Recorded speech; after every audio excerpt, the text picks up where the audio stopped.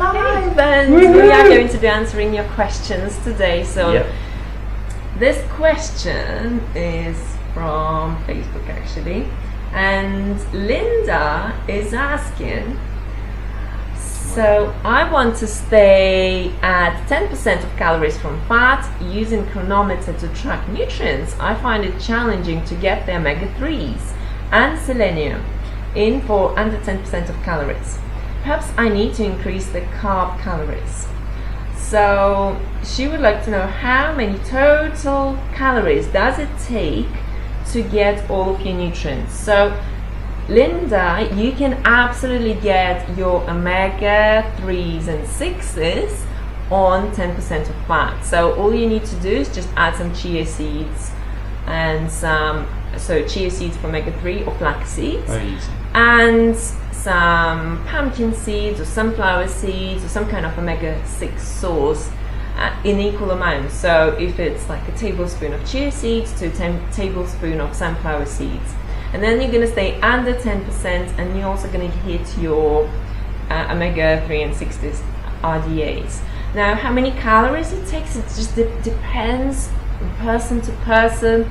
I would say I wouldn't recommend eating low calorie diets because then you're not going to be receiving enough nutrients. And in case of selenium, well, it's 1 Brazil nut per day, but in saying that, studies have shown that our Brazil nuts, the majority of the Brazil nuts that were tested, they just didn't contain enough selenium because they're no longer grown in selenium-rich soil. So soil deficiency is something that is a biggie. It was something that we need to understand. So currently I'm personally supplementing with selenium. I want to see how things are going. I've never supplemented with selenium before, but Brazil nuts, if they're high quality, you know that they are, that's certainly a great way to get your selenium.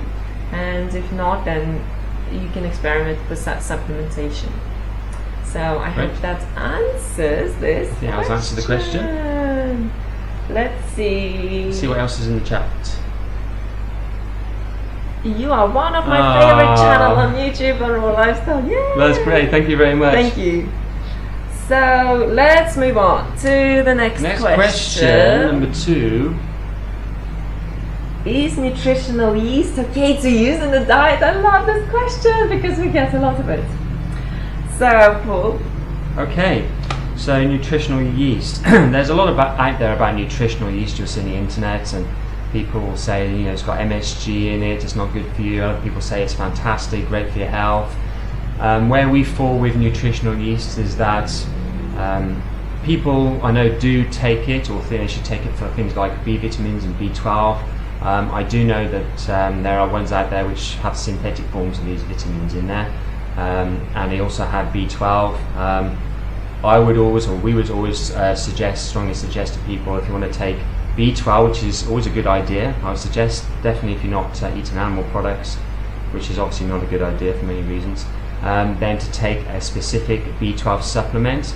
Now we take a methylcobalamin, which is a very bioavailable B12 supplement every week, and that works very well for us. So we've tested ourselves and our levels are very good on that B12, and we take we take 2,500 micrograms of B12. I actually take 5,000. You take 5,000, yeah. I take 2,500, and that works very well. So yeah, going back to the actual question of nutritional yeast, I don't believe it's necessary eating a healthy diet. I know some people do take it, but yeah, I don't believe it's necessary. But some people rely on it as a form of B12, and we wouldn't recommend you relying on it. No. On nutritional yeast. You need to make sure that you're getting a certain amount of B12, so you know you're getting enough. And the best way to do that, and to make sure you're getting the right form of B12, and it's not analog form from other sources that you can get, and it's going to actually work in your body, then make sure you get the specific B12 supplement. And as I said, very bioavailable form is methylcobalamin B12 supplement, and that's what we use. I think it's by Jarrow Formulas, isn't it? Yes. Yeah. So are we still going? Or? Yes. Can you just let us know on the chat if you can see us okay? Well, we're a bit behind, so there is a we're always a bit behind on the delay on the live streaming. Can you see us clearly? If anybody can just let us know. I think we're like 5 minutes behind. About 5 minutes behind or something like that, but I kind of have a live stream frozen us here. Yes, I just wonder if everybody can see us okay. You're watching the live stream, can you see it clearly? Is it actually working?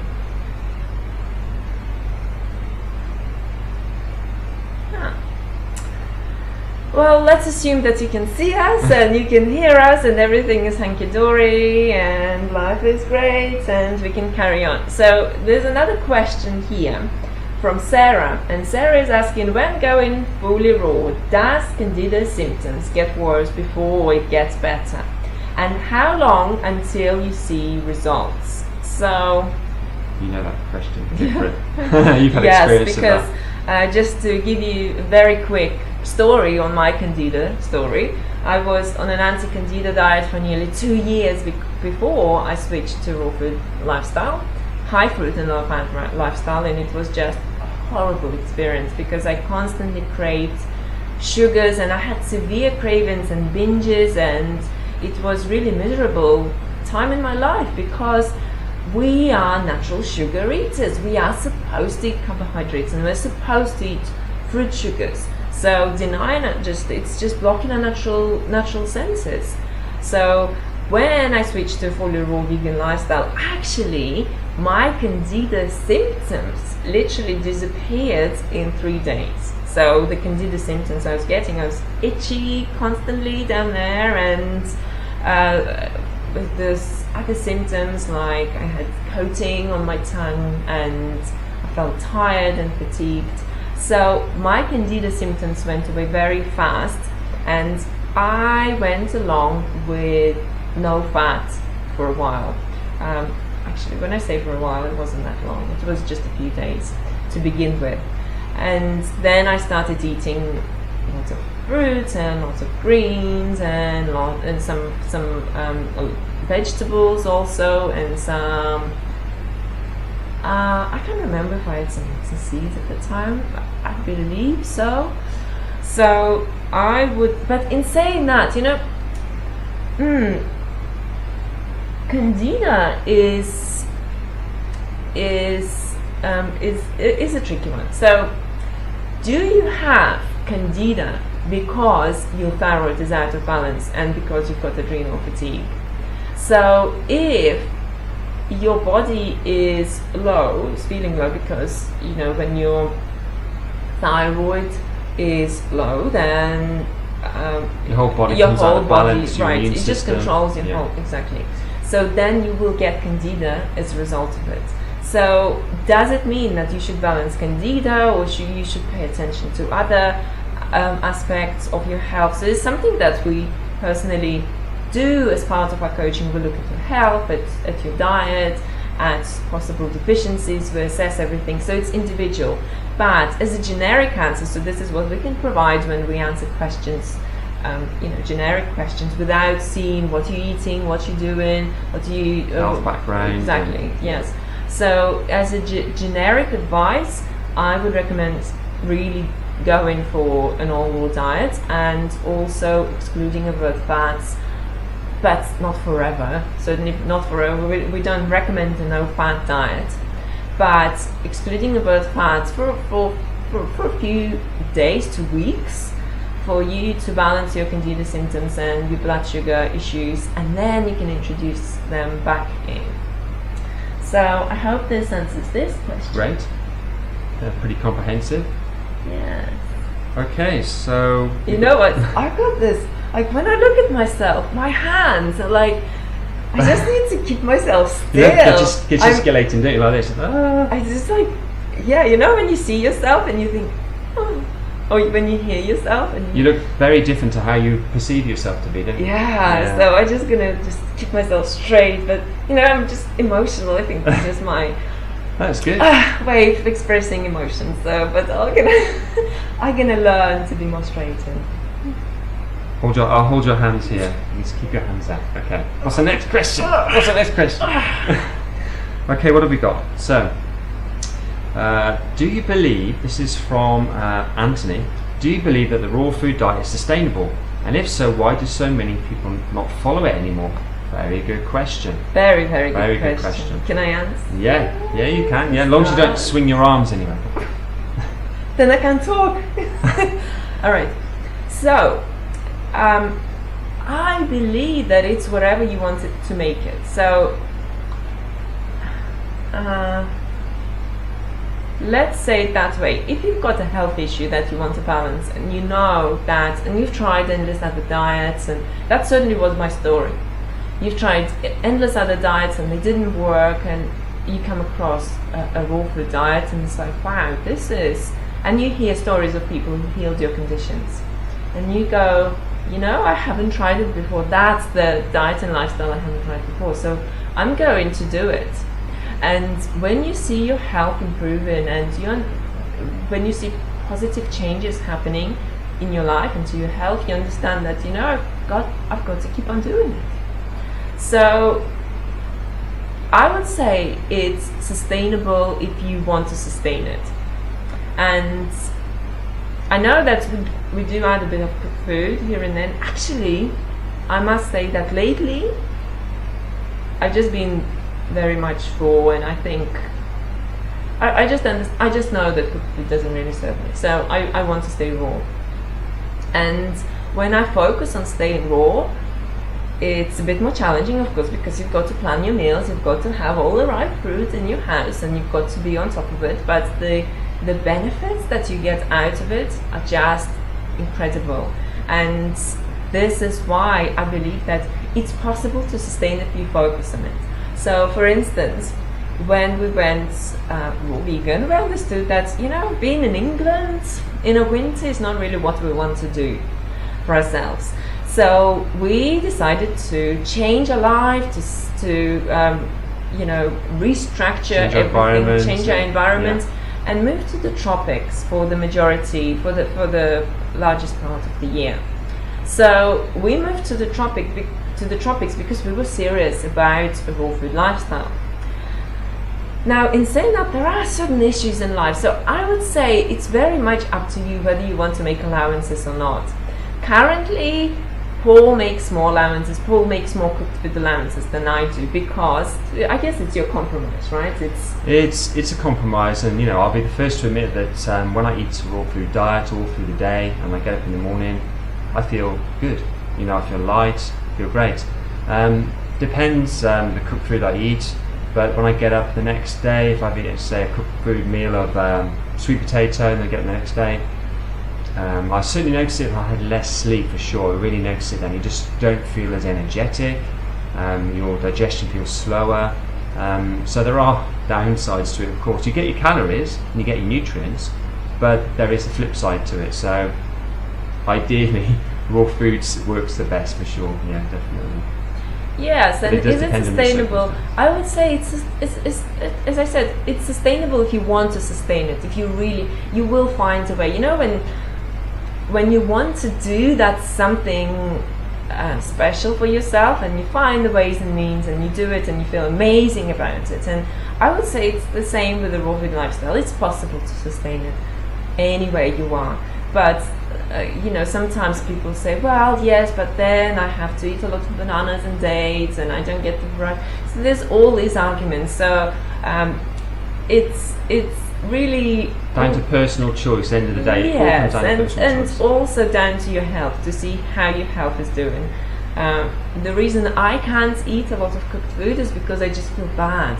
And people say, well, you haven't been eating it for a while, you're not producing the enzymes. Well, I have actually. I mean, since the 5th month of my pregnancy, and now Eleni is nearly 2.5, will soon be. So I've been eating it here and there for a while. Sweet potatoes mostly, and I just don't do well on it. I really notice it. I wake up, it takes me longer to sleep, and I wake up more sluggish, and when I go to the gym, I just don't feel as energetic as I would on a raw diet. But on a raw diet, it's important not to undereat, because then and then it's a compromise. What do you want to do if you kind of in a sticky situation when you don't have enough fruit? So, I don't think that there is one answer on it. It's all down to your personal goals and your personal choice. Yeah, I think that's fact. I hope this answers that question. It's quite a full answer. So what other questions have we got in the chat room? Let's have a look. I hope you can see us clearly, because What is your opinion about the seeds oil? So you mean like sesame seeds oil, pumpkin seed oil, whatever other seed oil? Okay, what's our opinion? Okay, we don't believe that consuming any oils is a healthy thing to do. There is research out there, a good deal of research actually, and there's a lot of vegan doctors who do not promote oils. So we've got people like Esselstyn, Neil Barnard, you've got Dr. McDougall, Doug Graham 80-10-10. There are many other people, Dr. Greger I believe as well, who do not promote oils in the diet. And the reason why this is because when you have oil, it's a fractional macronutrient, so it's being stripped of all the other nutrients, and it's just basically 100% fat. You may get trace elements of certain other nutrients in it, but very fundamentally it's 100% fat. Now your body will react to that very differently than compared to getting that same fat from the whole food, because it hasn't got all of the nutrients with it, which it works in synergy with, and which is what your body's expecting. And I think there was a study by Dr. Vogel in Canada, and I think I remember rightly, he had some kind of device where he could test a high fat meal of oil going into people's bodies and how it would affect their arteries. And he found that depending on the oil, but to a lesser or greater degree, it would affect the health of their arteries, of the lining of their arteries, the cells that line their arteries, in a negative way. So we would always strongly suggest that when you want to eat fat, always have it from whole foods, never have it from oils. Oils are not healthy, and there is plenty of evidence out there. And I know Dr. Esselstyn, he had a lot of patients where he had them on a program to help heal their heart disease, and I know that he doesn't recommend it. And I know he's had patients who, when they come off consuming oil, they've improved their heart condition. They've had atherosclerotic plaque on their arteries, and it's actually improved. They've got rid of their angina. So yes, we definitely don't recommend any oils. Yeah.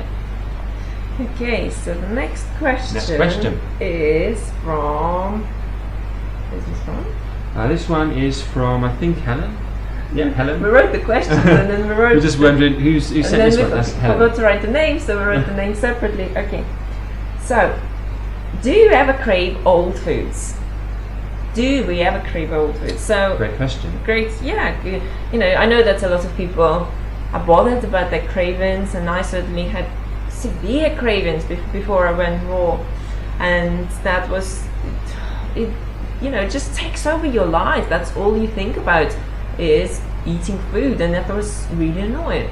So do we have any old food cravings first? I'll go first because I'm probably quicker than you. Alright, go on. You give the game away. So I have to say, hand on heart, that I don't have cravings for any of my old foods. I used to enjoy eating bread. I have no cravings for bread whatsoever. I don't even recognise it as a food now when I see it in the supermarket, which is great. I used to be a chocoholic. I used to love chocolate. Don't even think about it now because I eat all this lovely sweet foods. Don't even think about chocolate. And what else do I used to like? I used to, in the past, have cereals with soy milk on there. I used to have soy milk or rice milk. But I got off that, and I realised that I was having cereals because I was loading it with sugar. And it was the sugar I was really after. So when I now got a diet with lots of sugar in it from whole fruits, I don't even think about it. Don't even think about having cereal. So I don't have any cravings for my whole foods. I can honestly say, hand on heart. As long as I get enough sugar and enough carbohydrates from whole foods, I'm good to go. What about you? Yes, so what about me? Right, so I never ever have cravings for any animal products or any foods of the past, because it's been out of my consciousness for so long now. I can't even relate to it. It really just, I don't see it as food anymore. It's like, might as well exist on another planet. I don't recognize it.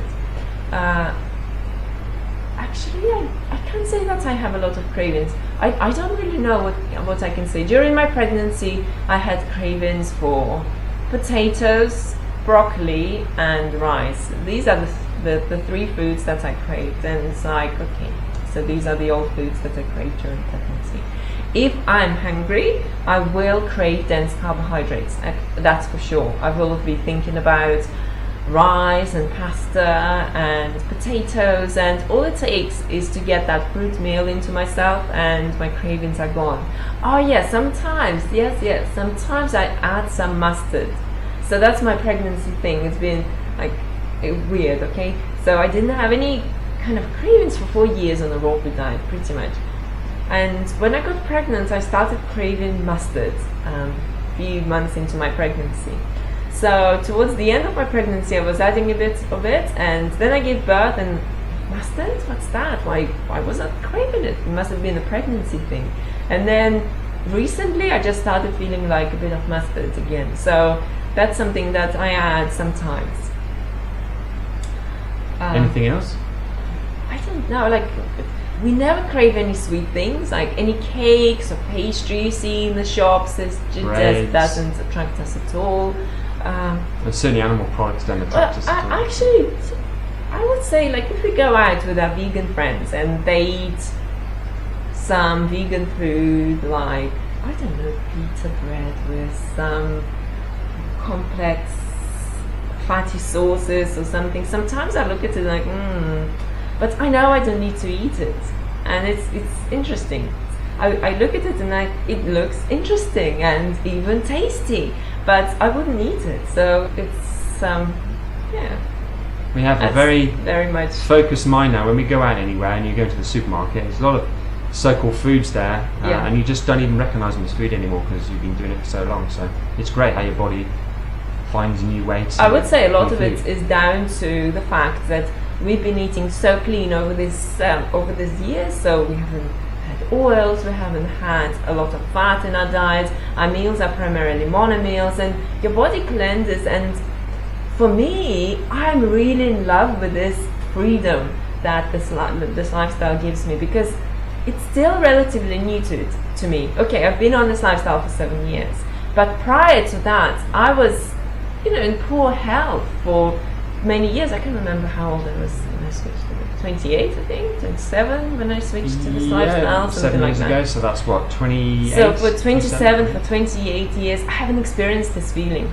So it's relatively new to me, and I'm just so in love with it. It's this glory that you experience, and I know that whenever I've deviated from it and perhaps I had more fat in our diets, I would disconnect from this state, and it's not what I'm interested in. I'm interested in living it, and it's so incredibly empowering and so unique, because I know the majority of the people living on our planet don't experience this incredible awareness, this really heightened state of being, and that's what keeps me motivated and does it for me. It's the energy it gives you, and how light you feel in yourself, in your mind, in your body, and you just, like, most of the time anyway, as long as you go to bed early, you bounce out of bed, you just want to get up and go for it. It's a great feeling to have, and it's something we really cherish. And also I would say it's like this playful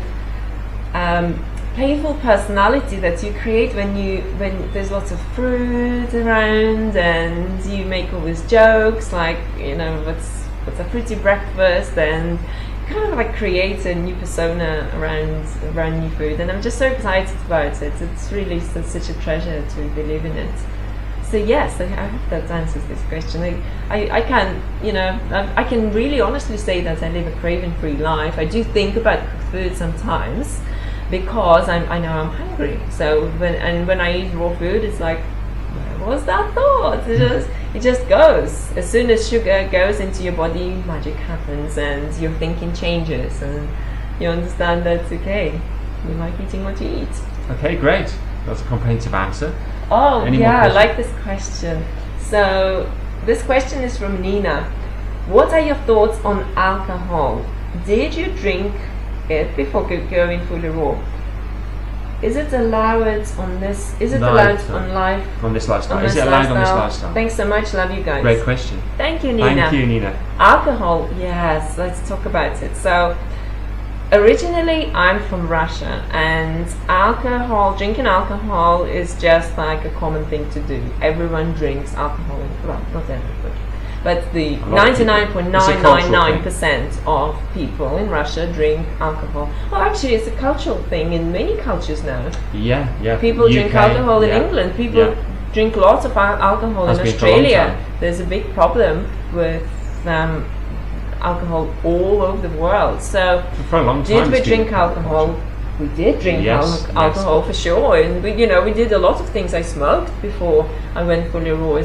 Not right before, but I No. smoked before. When did we stop? Was it around 2006? Was it something? 2006, Yeah, I think so we stopped drinking alcohol. 2006 was when we had our last drop of alcohol, and since then, zero alcohol at all. And it was just awareness, and things change in your life, and we became more aware of energies also. And I really felt how drinking alcohol was just moving me to this dark space that I just didn't want to be in at all. I think we realised that, well, certainly myself as well, that you don't have to have alcohol to enjoy yourself. Yeah. And having that hangover the next day and you feel really terrible, it's just like, now in the space where we are and how good you feel, you just don't want to even go anywhere like that. So it's just like a natural progression. And I was never a big alcohol drinker anyway, not most of the time. I just like socialise.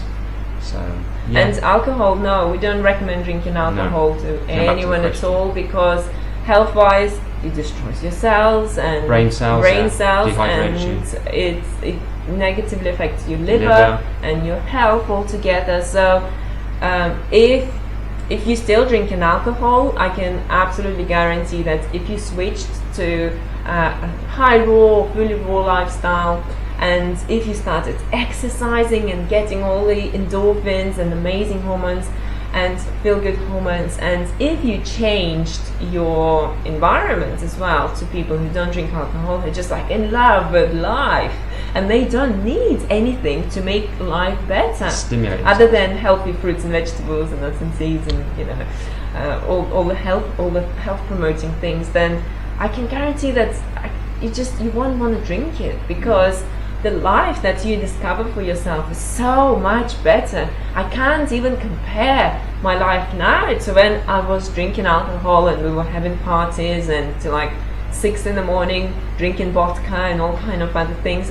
I can't even relate to myself then, and I definitely know that now where we are so in tune with ourselves, and we don't need to drink alcohol to change a state of mind and to suppress certain things that we don't want to face, or to have fun.